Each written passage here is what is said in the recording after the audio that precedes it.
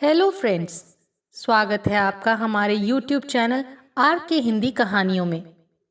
आज की कहानी है अतीत की गलती बेटी बनकर सामने आई। रोज की तरह आज भी डॉक्टर शांतनु बहुत खुश नजर आ रहे थे। जब से अंजलि मरीज बनकर उनके अस्पताल में आई थी, उन्होंने अपने अंदर एक बदलाव महसूस किया था, लेकिन बहुत सोचने पर भी इस बदलाव के कारण को वो समझ नहीं पा रहे थे। ये जानते हुए भी कि अंजलि के साथ सामूहिक बलात्कार हुआ है, वो खुद को उसकी ओर खींचने से रोक नहीं पा रहे थे। वर्षों पहले लिया गया उनका ब्रह्मचार्य का प्रण भी अब डगमगा रहा था। ऐसा नहीं था कि उनके जीवन में कोई स्त्री आई ही नहीं थी या उन्होंने इससे पहले कोई रेप केस देखा ही नहीं था, लेकिन उन्होंने सभी से किनारा कर लिया था। उन स्त्रियों में से कुछ तो आज भी उनकी अच्छी मित्र हैं। लॉस एंजलिस जैसे आधुनिक शहर में रहते हुए भी उन्होंने योग और आध्यात्म से अपने शरीर और चरित्र को बाह्य सांसारिक सुखों से मुक्त कर लिया था, परंतु अपने बरसों से भटकते हुए मन पर अभी भी पूरी तरह नियंत्रण नहीं कर पाए थे। मगर अंजलि से मिलने के बाद उन्होंने अपने मन पर पूर्ण विराम अनुभव किया था। उनके चेहरे पर एक अद्भुत सी चमक आ गई थी। 42 साल की उम्र में ये परिवर्तन सिर्फ उन्होंने ही नहीं, उनकी माँ, मित्रों व अस्पताल के कर्मचारियों ने भी महसूस किया था। जानी पहचानी हस्ती होने के बावजूद डॉक्टर शांतनु हर पल सबकी मदद को तैयार रहने वाले एक शांत और दयालु इंसान थे। मगर अचानक ही उनके व्यक्तित्व में आए इस सुखद परिवर्तन का राज कोई नहीं जान पाया था। उनके हंसने और बात करने के अंदाज में एक नई ऊर्जा का समावेश हुआ था। Your coffee sir, sister angel के स्वर ने डॉक्टर शांतनु को अंजलि के ख्यालों से आज़ाद किया। हाय शांतनु, डॉक्टर रेवती ने उनके कमरे में प्रवेश करते हुए कहा। हाय, आओ बैठो।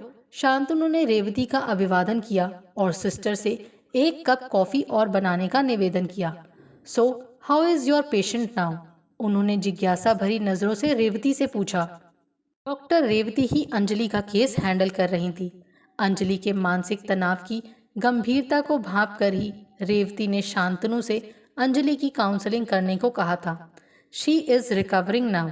सब तुम्हारी मेहरबानी है, वरना पराए देश में कौन किसकी इतनी मदद करता है। मगर तुम ठहरे शांतनु द ग्रेट, रेवती ने हाथ जोड़ते हुए इस तरह कहा कि शांतनु मुस्कुराए बिना न रह सके। और कितने दिन अंजलि को यहाँ रुकना होगा? शांतनु ने पूछा। 1-1.5 हफ्ते बस। कॉफी का कप मेज पर रखते हुए रेवती बोली। और ओके बॉस, अब परसों मुलाकात होगी, कहते हुए वो जाने को तैयार हो गई। वीकेंड पर कहीं बाहर जा रही हो क्या? शांतनु ने पूछा। हाँ, बच्चों ने इस बार पिकनिक का प्रोग्राम बनाया है और निखिल भी तैयार है, तो जाना ही पड़ेगा, सुस्त लहजे में रेवती बोली। फिर सब तुम्हारी कृपा है, वरना आज मैं भी चोट खाई लैला की तरह भटक रही होती, पर इस घर गृहस्थी के झंझट से तो आजाद होती, रेवती ने नाटकीय अंदाज में कहा तो शांतनु खिलखिलाकर हंस दिए। पागल कहीं की, रेवती को जाते देख शांतनु बुदबुदाए। दरअसल रेवती भी उन लड़कियों की श्रेणी में ही आती है जिन्होंने स्वयं ही शांतनु के समक्ष विवाह का प्रस्ताव रखा था, परंतु लाख जतन करके भी शांतनु के पत्थर दिल को पिघला नहीं पाई थी।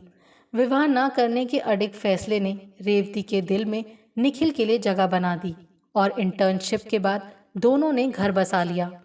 शांतनु आज भी उनके हितैषी और मित्र बनकर उनके साथ थे। Sir, doctor Wilson is calling you, एक जूनियर डॉक्टर ने उनके कक्ष में झांकते हुए कहा तो वो अपनी ख्याली दुनिया से बाहर आए। सिस्टर, इनके खाने में नॉनवेज कम कर दीजिए। कुर्सी खिसकाते हुए डॉक्टर शांतनु ने अंजलि की पल्स रेट चेक करते हुए सिस्टर जॉन से मजाकिया लहजे में कहा तो अंजलि एक फीकी हंसी हंस दी। सिस्टर जॉन्स शांतनु को बहुत मानती थी। उनके पति की मृत्यु के बाद शांतनु ने उनकी हर तरह से मदद की थी, इसीलिए तो शांतनु के कहने पर उन्होंने अंजलि की देखभाल में कोई कसर नहीं छोड़ी थी। Doctor Shantanu, doctor Revathi, sister Johns आदि के प्यार और देखभाल ने ही इतने बड़े हादसे के बाद भी अंजलि को जिंदा रखा था। कितना रोई चिल्लाई थी अंजलि जब उसे आधे अधूरे वस्त्रों में यहाँ लाया गया था। उसके शरीर पर जगह जगह नाखूनों के निशान थे, चेहरा आंसुओं से भीगा हुआ था और नीचे से लगातार खून बह रहा था। मुझे मर जाने दो प्लीज, यही रट लगाए थी वो। रेवती ने उसे नींद का इंजेक्शन लगा दिया था और शांतनु से एक बार अंजलि से मिलने को कहा था। रेवती जानती थी कि अंजलि जैसे कुछ भी अनिष्ट करने को तैयार मरीजों के लिए डॉक्टर शांतनु ही संजीवनी बूटी हैं। उनकी आंखों का स्नेह, बातों की मधुरता ऐसे रोगियों में अजब सा जादू करती थी। उनके शब्दों में बहुत ताकत थी। उनसे बातें कर रोगी स्वयं को बहुत हल्का महसूस करता था। उस अस्पताल में और भी जाने माने साइकोलॉजिस्ट थे, परंतु डॉक्टर शांतनु का कोई सानी नहीं था। प्रायश्चित की आग में जलने वाले डॉक्टर शांतनु को जब उनके जीवन की एक घटना ने जब इंसानियत की तरफ मोड़ा, तो वो इंसानियत के स्तर से भी ऊंचे उठ गए। पिता की मृत्यु के बाद हमेशा के लिए भारत छोड़ वो अपनी माँ के पास लॉस एंजलिस आ गए और अपनी शेष पढ़ाई पूरी की। फिर अपनी कड़ी मेहनत से आंतरिक शक्ति को एकाग्र कर मन की सारी परतें खोल दी और थोड़े ही समय में इस शहर के सबसे प्रसिद्ध साइकोलॉजिस्ट बन गए। उन्होंने तन मन धन से खुद को मानव सेवा में समर्पित कर दिया। लोगों का मानना था कि वो अपनी तरह के अकेले इंसान हैं। इसके बावजूद उनके मन में अभी भी एक बेचैनी थी। जब पहली बार वो अंजलि से मिले तो उन्हें लगा जैसे किसी ने उनके मन की शांत नदी में एक बड़ा सा पत्थर फेंक दिया हो। फिर धीरे धीरे अंजलि उनके मन में गहरी उतरती चली गई। उसकी हल्की भूरी आंखें जाने उन्हें क्या याद दिलाना चाह रही थी। बाद में अंजलि ने ही उन्हें बताया था कि वो फैशन डिज़ाइनिंग का कोर्स करने के लिए यहाँ आई थी। उसकी पढ़ाई खत्म हो चुकी थी और अगले ही महीने उसे भारत लौटना था। हादसे की रात मिस्टर जोसेफ को, जिनके घर वो पेइंग गेस्ट के तौर पर रह रही थी, अचानक ही सपरिवार किसी करीबी रिश्तेदार की मृत्यु पर सियाटल जाना पड़ा। उसी रात मौका देखकर उनके नौकर ने अपने 2 साथियों के साथ अंजलि पर धावा बोल दिया। उन्होंने बारी बारी से उसके साथ बलात्कार किया और सुबह होने से पहले ही भाग गए। सुबह 7 बजे जब अंजलि को होश आया, उसने फोन पर अपनी प्रिय सहेली जेनिल को सारी बात बताई। जेनिल फौरन अपने माता पिता के साथ वहां पहुंची और उसे अस्पताल पहुंचाया। शांतनु की पहुंच से पुलिस ने भी केस को ज्यादा नहीं बढ़ाया। मिस्टर जोसेफ ने अंजलि की पैसों से मदद करनी चाहिए, मगर अंजलि ने साफ इनकार कर दिया। उसने अपनी बुआ जी से पाँव में फ्रैक्चर का बहाना कर पैसे मंगा लिए थे। बुआ जी मुंबई में रहती थी। वो दोनों ही एक दूसरे का सहारा थी।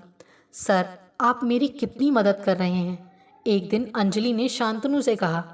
ये तो मेरी ड्यूटी है, शांतनु ने मुस्कुराकर कहा। ड्यूटी तो तुम पहले भी अच्छी कर लेते थे, पर इस ड्यूटी की शायद कोई खास वजह है। अंजलि के कमरे से बाहर निकलते हुए कोहनी मारते हुए रेवती ने शांतनु से कहा, क्या मैं अंजलि को चाहने लगा हूँ? नहीं तो फिर ऐसा क्या है जो मुझे बार बार उसकी ओर खींच रहा है? पता नहीं मेरी और उसकी उम्र में कितना फर्क है, उससे कोई फर्क नहीं पड़ता है। एक रात शांतनु अपने शयन कक्ष में लेटे खुद से ही सवाल जवाब कर रहे थे, परंतु किसी परिणाम तक नहीं पहुंचे। उनका इस तरह अपने आप में खोए रहना माँ की आंखों से भी छिपा नहीं था, परंतु उन्होंने बेटे से कुछ भी नहीं पूछा था। जानती थी कि कोई उत्तर नहीं मिलेगा। बचपन में ही माता पिता को अलग होते देखा था 9 वर्षीय शांतनु ने। कोर्ट की आज्ञा अनुसार उसे अपने पिता के पास रहना था। माँ रोती बिलखती अपने कलेजे के टुकड़े नन्हे शांतनु को वहीं छोड़कर अपने परिवार के पास लॉस एंजलिस आ गई। माँ बेटे के बीच ये दूरियां उनके दोबारा साथ रहने के बावजूद भी नहीं भरी थी। शांतनु के पिता जाने माने वकील थे। उनकी व्यस्त जिंदगी ने बेटे को आज़ाद पंछी बना दिया था। किशोरावस्था में ही दोस्तों का जमघट, पार्टियां, मौज मस्ती, यहाँ तक कि शराब पीना भी शांतनु की आदत में शुमार हो गया था। बचपन से ही उसकी इच्छा थी कि वो डॉक्टर बने, परंतु कुशाग्र बुद्धि का होने के बावजूद बिगड़ी सोहबत निरंतर उसे पढ़ाई में पीछे ले गई। मेडिकल कॉलेज में पिता ने मोटी रकम देकर बेटे का एडमिशन कराया।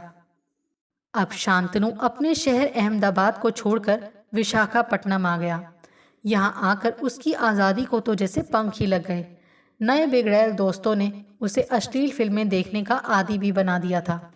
अब उसका मन स्त्री स्पर्श को व्याकुल रहता, मगर ये भावना उसने कभी जाहिर नहीं होने दी। बेटा, तबीयत ठीक नहीं लग रही तो आज छुट्टी ले लो, एक दिन माँ ने बुझे चेहरे को देख शांतनु से कहा। नहीं माँ, आज 2-3 वीआईपीज का अपॉइंटमेंट है, इसीलिए जाना जरूरी है। जूस का ग्लास खाली करते हुए शांतनु बोले। दरअसल अंजलि से मिलने के बाद से जो आकर्षण वो उसकी ओर महसूस कर रहे थे, वही अब पहेली बन उनकी रातों की नींद उड़ा चुका था। सिस्टर, और कोई है बाहर? शांतनु ने दीवार घड़ी देखते हुए पूछा। नहीं सर, बाहर तो कोई नहीं है। हाँ, अंजलि मैडम आपसे मिलना चाह रही हैं, उन्हें शाम का टाइम दे दूं? उनकी थकान देख सिस्टर ने पूछा। नहीं, वैसे भी अब घर जाना है तो उससे मिलता हुआ जाऊंगा, कहकर डॉक्टर शांतनु कुर्सी से उठे। अंजलि से मिलने का कोई मौका वो गंवाना नहीं चाहते थे। जब अंजलि के कमरे में उन्होंने प्रवेश किया तो जेनिल व उसके माता पिता को वहां पाया। उनके अभिवादन को जवाब देकर वो अंजलि की ओर मुड़े। कहो अंजलि, कैसे याद किया? उन्होंने पास बैठते हुए पूछा। सर, अब मैं यहाँ से जाना चाहती हूँ, उसने गंभीरता से कहा। हाँ हाँ जरूर, हम सब भी तो यही चाहते हैं, ताकि जल्दी ही तुम अपनी पुरानी जिंदगी फिर से शुरू कर दो, शांतनु ने उत्साह से भरकर कहा। पुरानी जिंदगी तो शायद अब कभी नहीं, कहते कहते उसका स्वर भर आ गया।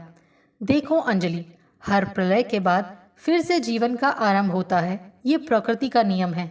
अगर तुम खुश रहना मन से चाहोगी तभी खुश रह पाओगी, किसी और के कहने या चाहने से कुछ नहीं होगा। शांतनु ने अंजलि की आंखों में झांककर जिस आत्मविश्वास से ये बात कही, उससे अंजलि का मुंह खुला का खुला रह गया।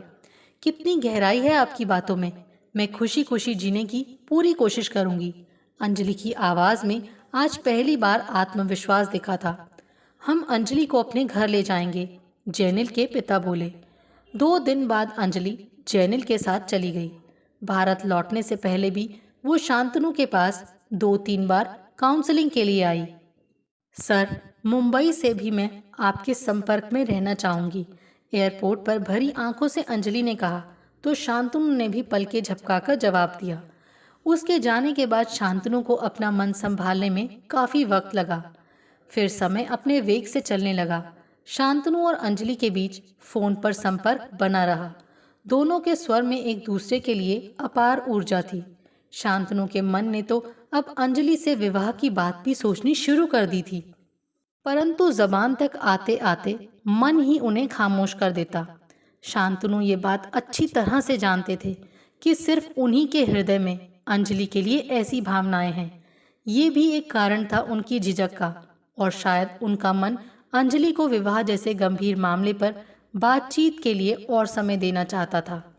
सर, अगले महीने 15 डॉक्टरों का दल एक सेमिनार में भाग लेने के लिए दिल्ली जा रहा है। 7 दिनों का प्रोग्राम है। चीफ पूछ रहे थे कि क्या आप भी जाना चाहेंगे? एक सुबह जूनियर डॉक्टर मनु ने शांतनु से पूछा तो उनका हृदय तो कुछ और ही सोचने लगा। तुम जा रहे हो क्या? उन्होंने डॉक्टर मनु से पूछा। ऑफ कोर्स, अपने देश जाने का मौका भला कौन छोड़ना चाहेगा? सर, डॉक्टर मनु बहुत उत्साहित लग रहे थे। तो ठीक है, चीफ से कहो मेरा भी नाम लिख लें। शांतनु ने भी उसी उत्साह से कहा। वो शायद एक फैसला ले चुके थे। उस दल में 10 विदेशी व 5 भारतीय डॉक्टर थे। शांतनु ने अंजलि को अपने आने की सूचना दे दी। वैसे उनका भारत में कोई नहीं था। पिता की मृत्यु के साथ ही सारे रिश्ते भी समाप्त हो चुके थे। शांतनु ने दिल्ली पहुंचकर जब अंजलि को फोन किया तो उसने उनसे पूछा, आप भारत कब पहुंचे सर? शांतनु ने उसके स्वर में पहले वाला दर्द और गंभीरता का थोड़ा अंश अभी भी महसूस किया। बस आधा घंटा हुआ है। मैं और बुआ जी आपसे मिलना चाहते हैं, अंजलि ने इच्छा व्यक्त की। अभी 5 दिन का सेमिनार है, फिर मैं ही मुंबई आ जाऊंगा तुमसे मिलने। मेरी अमेरिका की फ्लाइट भी वहीं से है। शांतनु ने उसे अपना कार्यक्रम बताया। सर, यदि बुरा न माने तो 2 दिन हमारे यहाँ ठहर जाइएगा, अंजलि ने निवेदन किया तो शांतनु ने हंसकर स्वीकृति दे दी। 5 दिनों तक चलने वाला अंतर्राष्ट्रीय सेमिनार किन्हीं कारणों से जब 4 दिन में ही समाप्त हो गया तो सभी की खुशी का ठिकाना नहीं रहा। भारतीय मूल के सभी डॉक्टर अपने अपने शहरों की ओर गए तो शांतनु ने मुंबई का रास्ता पकड़ा। आज सुबह ही अंजलि से उन्हें पता चला कि फैंसी ड्रेस कंपटीशन में भाग लेने वो 2 दिनों से पूना में है।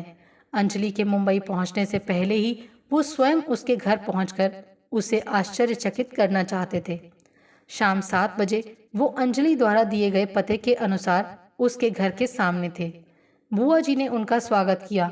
एक दूसरे को फोटो द्वारा पहले से ही पहचानने के कारण दोनों खुले दिल से मिले। अंजलि के कंपटीशन में भाग लेने की बात से डॉक्टर शांतनु संतुष्ट थे कि अंजलि ने जीवन की ओर सकारात्मक रुख कर लिया है। इस बार वो अंजलि व बुआ जी से अपने मन की बात साफ साफ कहने ही आए थे। जो अंजलि उन्हें अमेरिका में नहीं मिल पाई, वो शायद भारत में मिल जाए, यही सोच रहा था उनका मन।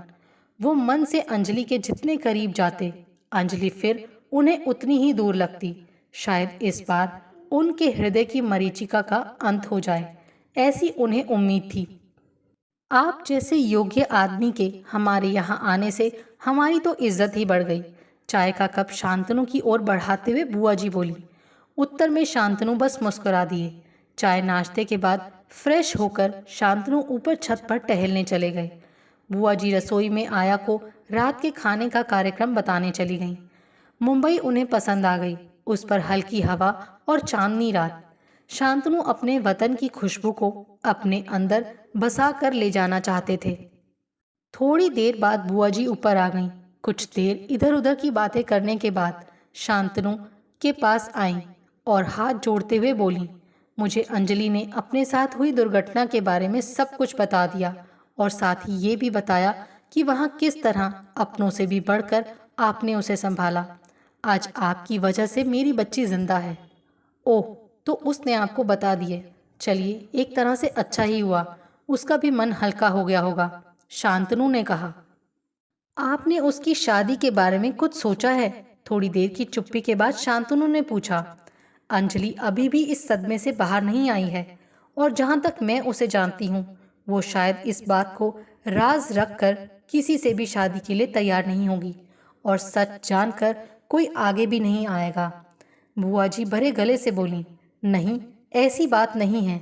मेरी नज़र में एक लड़का है जो अंजलि के बारे में सब कुछ जानते हुए भी उससे शादी करने का इच्छुक है। हाँ, उम्र थोड़ी ज़्यादा है, मेरा जूनियर है वो, अंजलि को बहुत खुश रखेगा। शांतनु न चाहते हुए भी झूठ बोल गए। सच? क्या अमेरिका में ऐसा कोई है? बुआ जी की आंखों में चमक आ गई। आप मुझे थोड़ा वक्त दीजिए, मैं अंजलि को समझाऊंगी। बड़ी अभागन है मेरी अंजलि। थोड़ी देर बाद बुआ जी बोली, आप ऐसा मत सोचिए। शांतनु ने उनका धीरज बंधाया। मेरी अंजलि भी एक बलात्कार की ही पैदाइश है। बुआ जी ने बिना रुके शून्य की ओर देखते हुए कहा। क्या? शांतनु चौंके। हाँ, पता नहीं क्यों मैं आपको ये बता रही हूँ। आप मेरी बच्ची की जिंदगी बनाने की सोच रहे हैं, इसीलिए आपसे ये कहने की हिम्मत हुई। बुआ जी ने शांतनु से नजरें मिलाते हुए कहा। अंजलि की माँ और मैं पक्की सहेली थी। हम दोनों एक ही अस्पताल में स्टाफ नर्स थीं। हमारी दोस्ती के 5 साल बाद वो मेरी भाभी बनी। कविता नाम था उसका। उसकी शादी के कई साल गुजर गए, लेकिन औलाद ना होने का दुख पति पत्नी दोनों को था। कमी मेरे ही भाई में थी, लेकिन ये बात हमने उसे कभी पता नहीं चलने दी थी।